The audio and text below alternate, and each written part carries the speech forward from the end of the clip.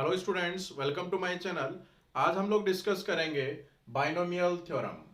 आज की क्लास में हम लोग जो टॉपिक डिस्कस करेंगे वो है introduction of binomial theorem, then Pascal's triangle and then some properties related to this theorem.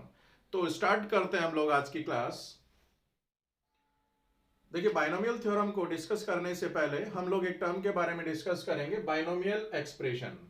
में जो बाइनोमियल थ्योरम हम अप्लाई करने जा रहे हैं उसके लिए किस टाइप का एक्सप्रेशन होगा।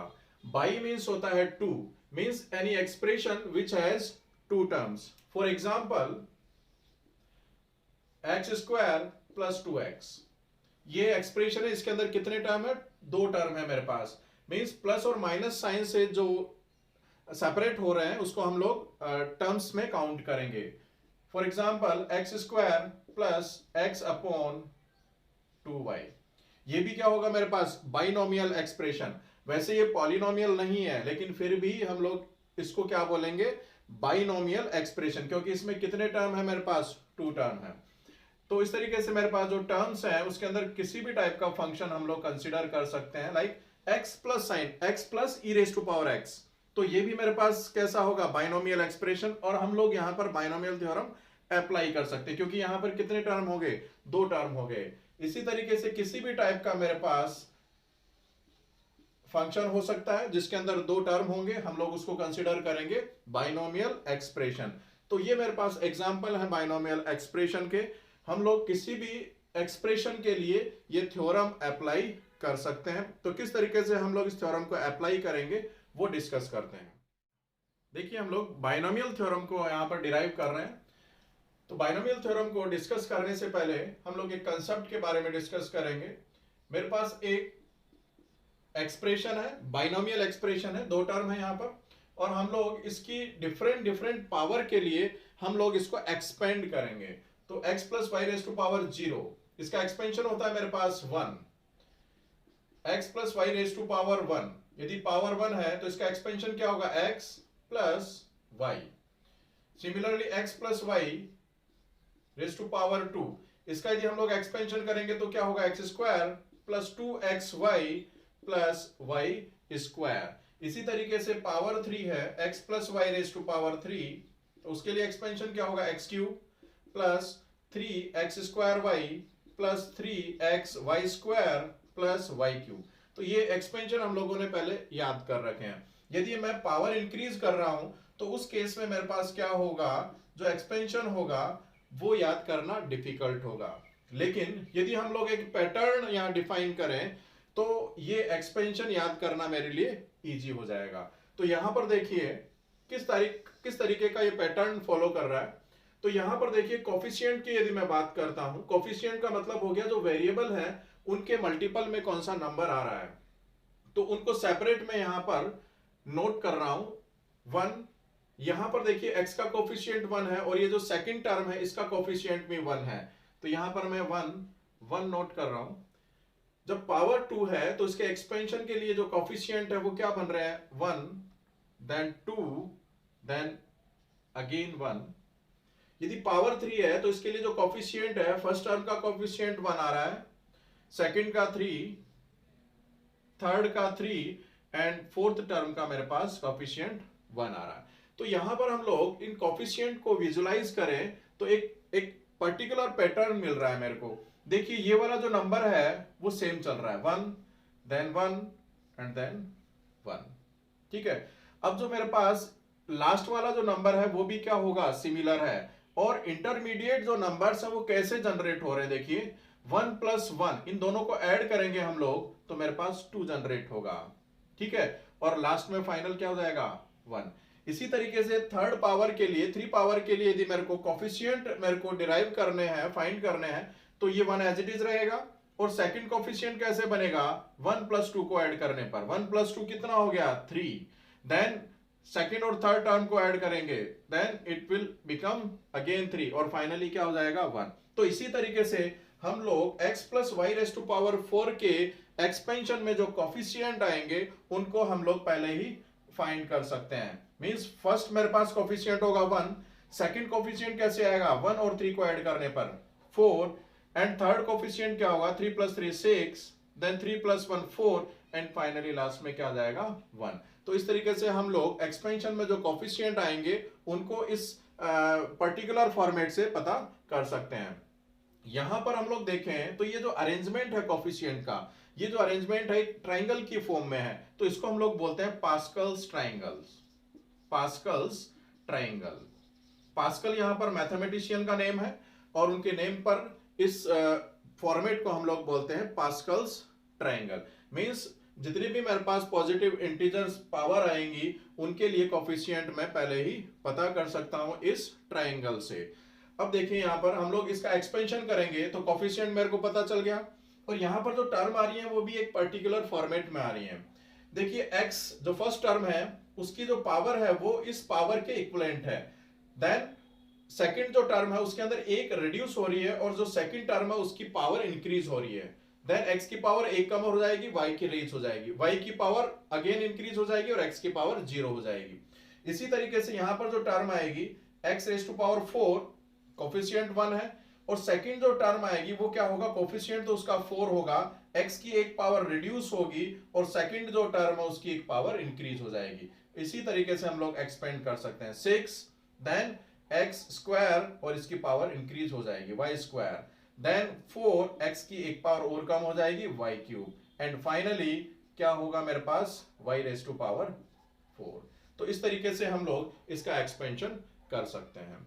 तो यहां पर देखो ये कोफिशिएंट याद करना मेरे लिए डिफिकल्ट होगा, तो इसको हम लोग एक पर्टिकुलर पैटर्न में हम लोग इसको नोट करते हैं। देखिए 1 है और 1 को हम लोग लिख रहे हैं 0C0।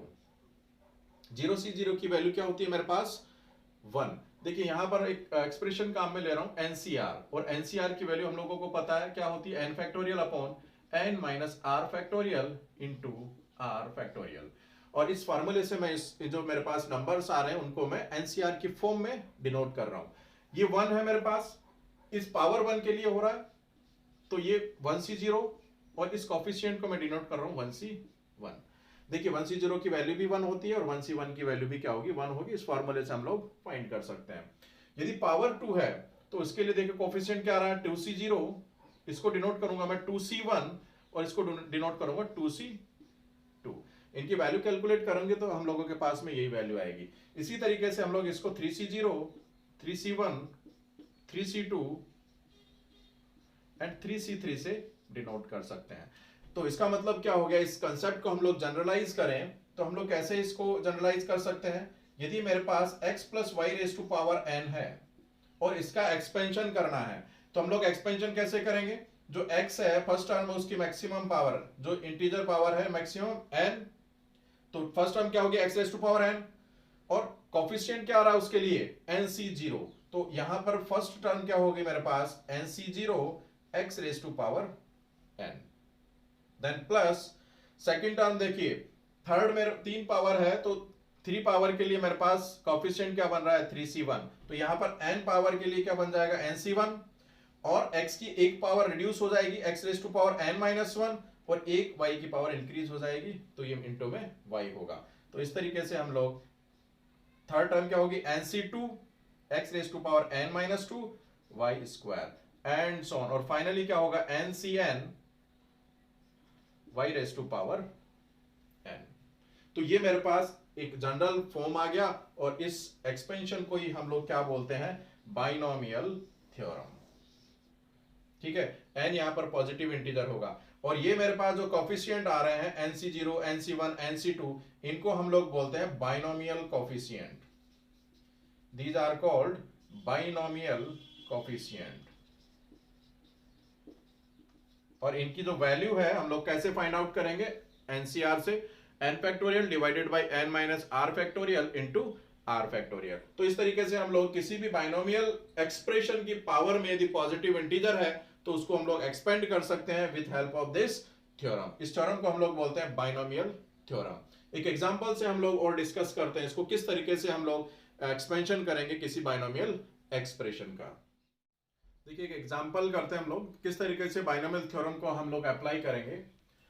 बाइनोमियल थ्योरम को सबसे पहले यहां पर नोट कर लेते हैं। x + y⁴n equals to NC0 x⁴n plus nc1 x raise to power n minus 1 into y plus nc2 x raise to power n minus 2 y square and so on plus ncn y raise to power n।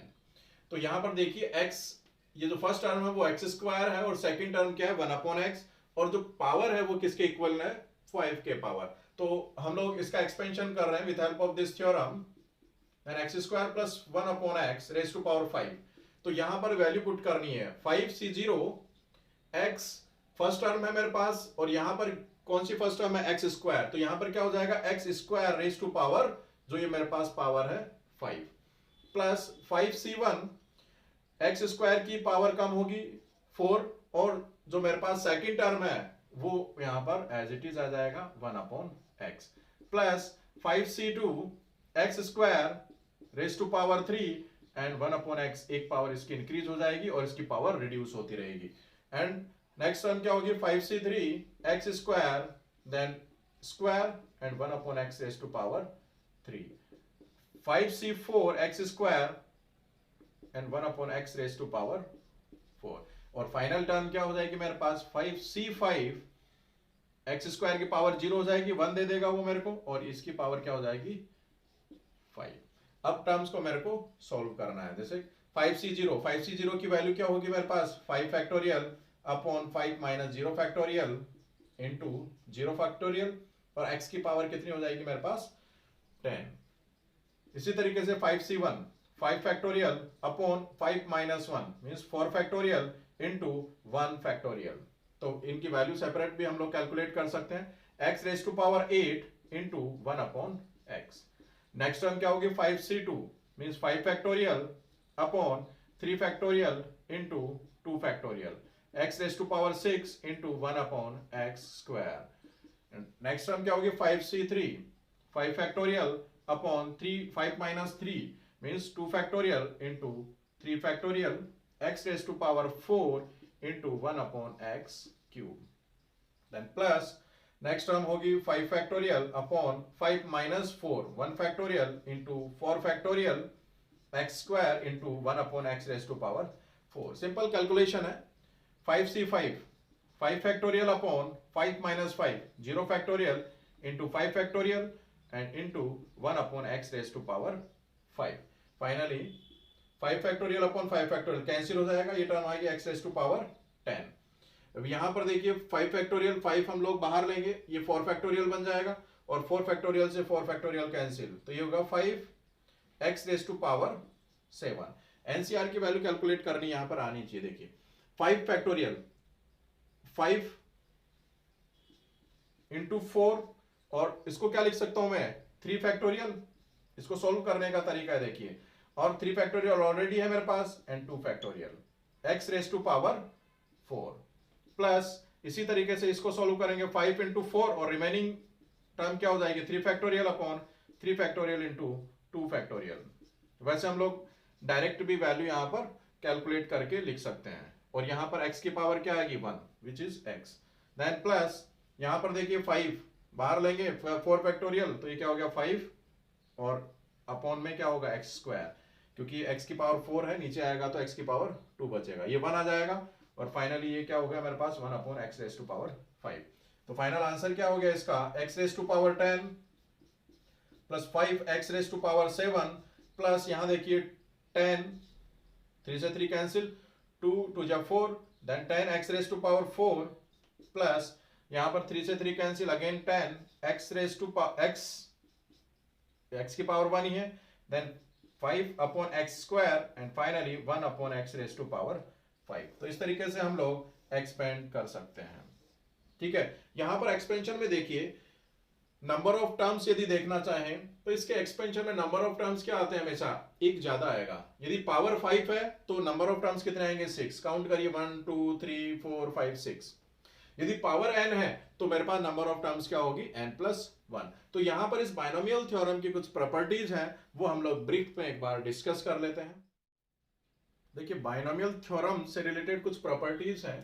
Binomial theorem क्या है मेरे पास, x plus y raise to power n equals to nc0 x raise to power n plus nc1 x raise to power n minus 1 into y plus nc2 x raise to power n minus 2 y square and so on ncn y raise to power n।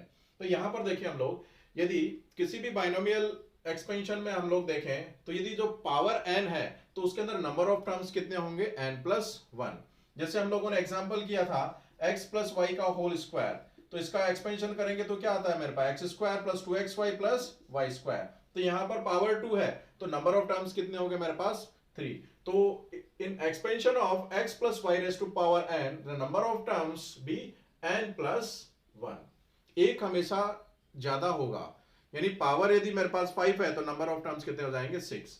Second मेरे पास property क्या है, जितने भी मेरे पास term आ रही हैं उनके अंदर यदि हम लोग उनकी पावर यदि हम लोग चेक करें तो पावर उसकी कांस्टेंट रहती है और किसके इक्वल होती है n के इक्वल। कैसे हम लोग कैलकुलेट करेंगे पावर, देखिए इस टर्म की पावर क्या है x raise to power n। यहां पर यदि हम लोग देखें तो टोटल पावर कितनी हो गई, वेरिएबल x भी वेरिएबल और y भी वेरिएबल है, तो टोटल पावर कितनी होगी n-1 और इसकी पावर 1, तो टोटल पावर कितनी हो गई, ऐड करेंगे तो कितनी होगी मेरे पास n। वैसे हम लोग ऐड नहीं कर सकते क्योंकि ये जो बेस है वो डिफरेंट है, लेकिन पावर किसी भी टर्म की पावर कैलकुलेट करने के लिए हम लोग जो वेरिएबल्स हैं उनकी पावर को ऐड कर सकते हैं। तो यहां पर देखिए टोटल पावर कितनी हो गई n-2 और यहां पर हो गई इस वेरिएबल की पावर 2, तो टोटल पावर कितने हो गए मेरे पास n। तो जितने भी मेरे पास टर्म्स है उनकी पावर क्या होगी, कांस्टेंट रहेगी और इक्वल्स टू n रहेगी। यहां पर देखिए एक जो मेरे पास टर्म है उसकी पावर इंक्रीज हो रही है और दूसरे की पावर क्या हो रही है, रिड्यूस हो रही है। यहां पर जो फर्स्ट टर्म है उसकी पावर इंक्रीज हो रही है और जो सेकंड टर्म है उसकी पावर क्या हो रही है, इंक्रीज हो रही है। फर्स्ट टर्म की रिड्यूस हो रही है, इंक्रीज हो रही है और उनका जो टोटल सम है वो क्या रह रहा है मेरे पास कांस्टेंट। थर्ड प्रॉपर्टी है यहां पर बाइनोमियल कोफिशिएंट है लाइक nc0 nc1 nc2, इनके अंदर प्रॉपर्टी क्या होती है, जो स्टार्टिंग से बिगिनिंग से मेरे पास जो सेम डिस्टेंस पर है बिगिनिंग से और एंड से, उनके बाइनोमियल कोफिशिएंट हमेशा सेम रहते हैं। उसके पीछे रीजन क्या है, देखिए NCR की जो वैल्यू है वो हमेशा NCn-r के इक्वल होती है। NCR की वैल्यू NCn-r, यानी स्टार्टिंग से यदि मेरे पास आर्थ पोजीशन पर मेरे पास जो कोफिशिएंट आ रहा है उसकी जो वैल्यू है वो लास्ट से जो मेरे पास आर्थ पोजीशन पे आएगा उसके कोफिशिएंट के इक्वल होगा, because of NCR equals to NCn-r। इसका मतलब क्या हो गया, जो कोफिशिएंट है वो क्या होंगे मेरे पास सेम रहेंगे। यहां से थर्ड पोजीशन पे और लास्ट से जो थर्ड पोजीशन पे बाइनोमियल कोफिशिएंट आ रहा है उनकी वैल्यू हमेशा सेम रहेगी। तो यदि हम लोग फर्स्ट और सेकंड टर्म किसी को भी कंसीडर करें तो इसके एक्सपेंशन में कोई इफेक्ट नहीं आएगा, यानी इसको हम लोग फर्स्ट टर्म ले लें इसको सेकंड ले लें तो हमारे पास एक्सपेंशन क्या हो जाएगा, यहाँ y की टर्म आ जाएगी और कोफिशिएंट क्या होंगे मेरे पास सेम रहेंगे, क्योंकि इनको इसको हम लोग क्या कर देंगे रिवर्स। NCn की वैल्यू किसके इक्वल होती है, NC0। अकॉर्डिंग टू दिस देखिए NCn की वैल्यू किसके इक्वल होगी, NCn-0, ठीक है, यानी NC0 और NCn की वैल्यू क्या होगी मेरे पास सेम रहेगी। इसी तरीके NC1 और NCn-1 दोनों की वैल्यू क्या होगी मेरे पास सेम रहेगी। अकॉर्डिंग टू दिस देखिए NC1 r की वैल्यू 1 रख रहे हैं तो वो किसके इक्वल होगी, इस NCn-1। तो इससे पहले वाला कोफिशिएंट क्या होगा, NCn-1। तो इसका मतलब क्या हो गया, हम लोग किसी भी तरीके से एक्सपेंड कर सकते हैं, फर्स्ट और सेकंड टर्म किसी को भी ले सकते हैं हम लोग। एक्सपेंशन में केवल क्या होगा मेरे पास, जो ये स्टार्टिंग से इधर से स्टार्ट हो रहा है तो वो जो मेरे पास एक्सपेंशन होगा वो लास्ट से स्टार्ट हो जाएगा। नंबर ऑफ टर्म्स सेम रहेंगे और जो टर्म्स हैं इंडिविजुअल टर्म्स हैं वो भी मेरे पास सेम रहेगी, बस उनका अरेंजमेंट डिफरेंट हो जाएगा। यहां पर x की पावर n रिड्यूस हो रही है और वहां पर यदि हम लोग इसको रिवर्स कर देंगे तो n y की जो पावर है वो रिड्यूस होगी, बाकी जो टर्म्स है वो मेरे पास सेम रहेंगी। तो इस तरीके से ये तीन प्रॉपर्टीज होती है बाइनोमियल एक्सपेंशन के लिए। अब यहां पर हम लोग कुछ इंपॉर्टेंट रिजल्ट डिस्कस करेंगे, वो कौन कौन से हैं। देखिए बाइनोमियल थ्योरम से रिलेटेड कुछ रिजल्ट्स हैं। x plus y raise to power n, कल ये एक्सपेंशन हम लोगों ने डिस्कस कर लिया। अब x minus 1 raise to power n के लिए यदि हम लोगों को एक्सपेंशन करना है तो y की जगह हमें क्या रिप्लेस करना है, माइनस ऑफ y। तो यहां पर देखिए माइनस y पुट करेंगे तो ये जो साइन है वो चेंज हो जाएगा। या माइनस y का होल स्क्वायर करेंगे, क्योंकि y की जगह हम लोग यहाँ क्या रिप्लेस कर रहे हैं, माइनस y, तो माइनस y का होल स्क्वायर प्लस ही रहेगा मेरे पास, तो ये जो साइन है वो अल्टरनेट चेंज हो जाता है, minus plus then minus plus. इसी तरीके से यदि x की जगह यदि हम लोग 1 पुट कर दें, x की जगह यदि 1 पुट कर दें और y की जगह यदि हम लोग x पुट कर दें, यहां पर क्या कर रहे हैं हम लोग, इस एक्सपेंशन में x की जगह 1 एंड y की जगह हम लोग x सब्स्टिट्यूट कर रहे हैं, तो वैल्यू क्या हो जाएगी, x की जगह 1 रखेंगे और y की जगह x, तो nc0 nc1 x की जगह 1 रख रहे हैं तो ये 1 हो जाएगा और ये क्या होगा एक्स स्क्वायर। तो यहाँ पर हम लोग इस तरीके से एक्सपेंड कर सकते हैं और रिजल्ट हम लोगों को डायरेक्ट याद भी रहने चाहिए। 1 minus x raise to power n means nc0 minus nc1x plus nc2x square minus nc3x cube like this. यदि हम लोग इन दोनों को ऐड करेंगे तो देखिए ये जो सेकंड टर्म है यहाँ से फोर्थ टर्म है ये कैंसिल हो जाएगी क्योंकि ये प्लस है और ये माइनस, तो ये वाली जो टर्म्स है वो डबल हो जाएगी और किसके इक्वल होगी, twice of nc0x raise to power n plus nc2x raise to power n minus 2y square and so on. इसी तरीके इन दोनों को सब्ट्रैक्ट कर देंगे तो हम लोगों के पास में कौन सी टर्म बचेगी, हम लोगों के पास में इवन प्लेस पे जो टर्म आ रही है या फिर इनका जो कोफिशिएंट है वो ऑड नंबर है, वो वाली टर्म्स मेरे पास नेगेटिव के केस में बचेगी। अब यहाँ पर देखिए यदि हम लोग नंबर ऑफ टर्म्स यहाँ पर डिफाइन करना चाहें x plus y raise to power n, इसके एक्सपेंशन में टोटल नंबर ऑफ टर्म्स है मेरे पास n प्लस 1। तो यहां पर देखिए यदि इनका ऐड कर रहे हैं तो नंबर ऑफ टर्म्स हाफ हो जाएंगे।